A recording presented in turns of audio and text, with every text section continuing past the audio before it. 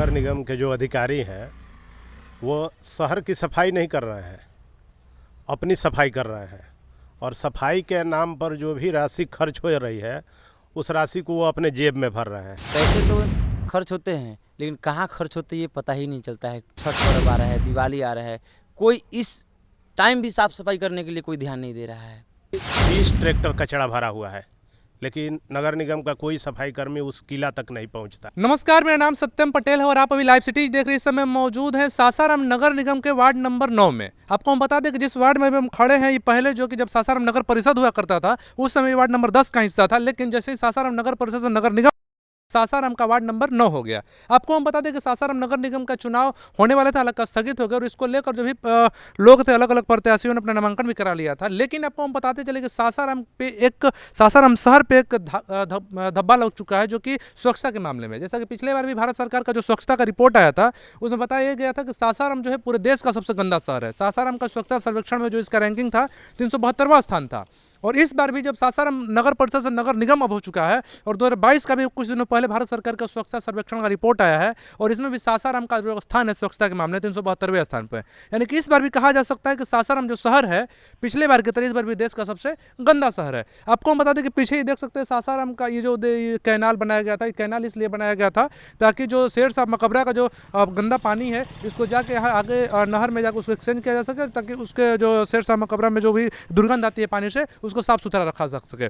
इसके साथ साथ अगर सासाराम के बारे में हम बताएं तो यहाँ पर आप देख सकते हैं कि किस प्रकार से यहाँ के नगर निगम के द्वारा ध्यान रखा गया है कि यहाँ पे जो देखिए कि नाली है और नाली का भी लग रहा है कि निकासी लगभग स्टॉप है यहाँ पे।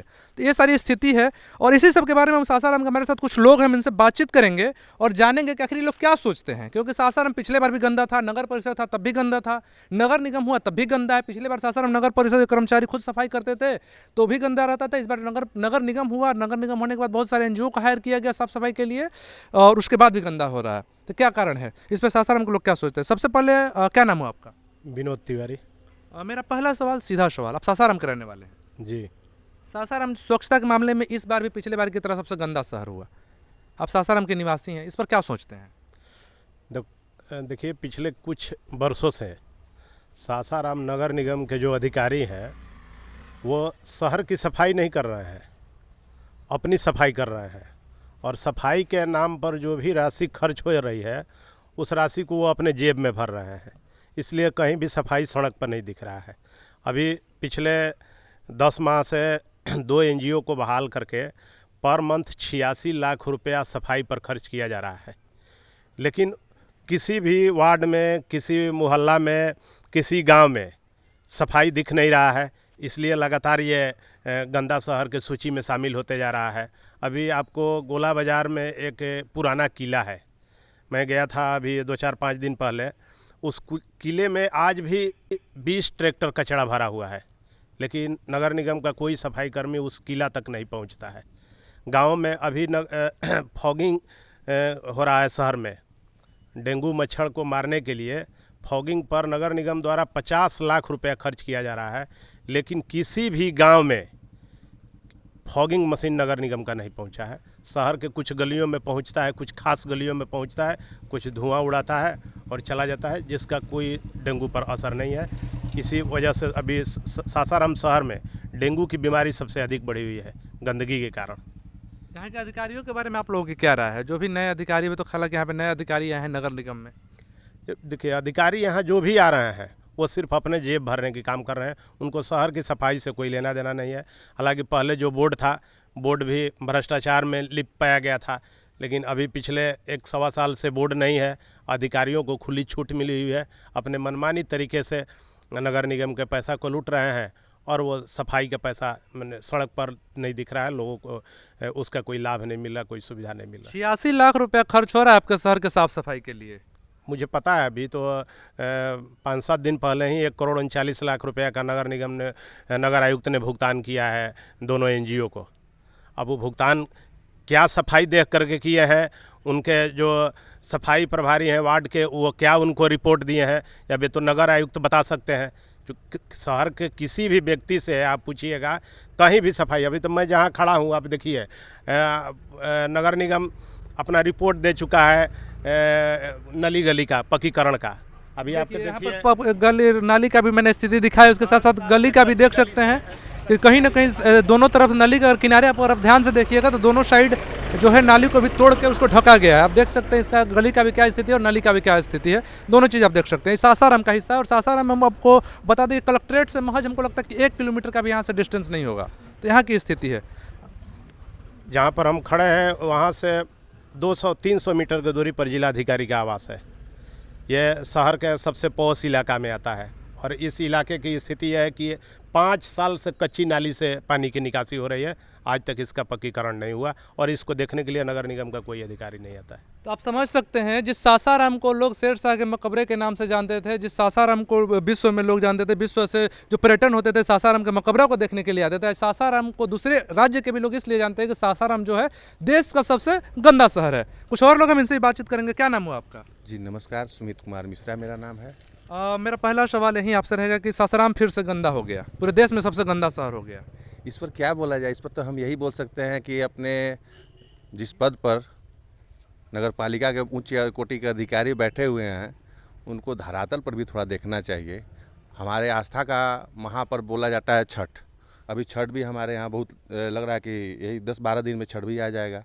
तो गांव तो दूर की बात है, शहर का भी बहुत विडंबना है, बहुत बद से बदतर स्थिति है शहर का भी, चाहे आप जिस वार्ड में जाएं।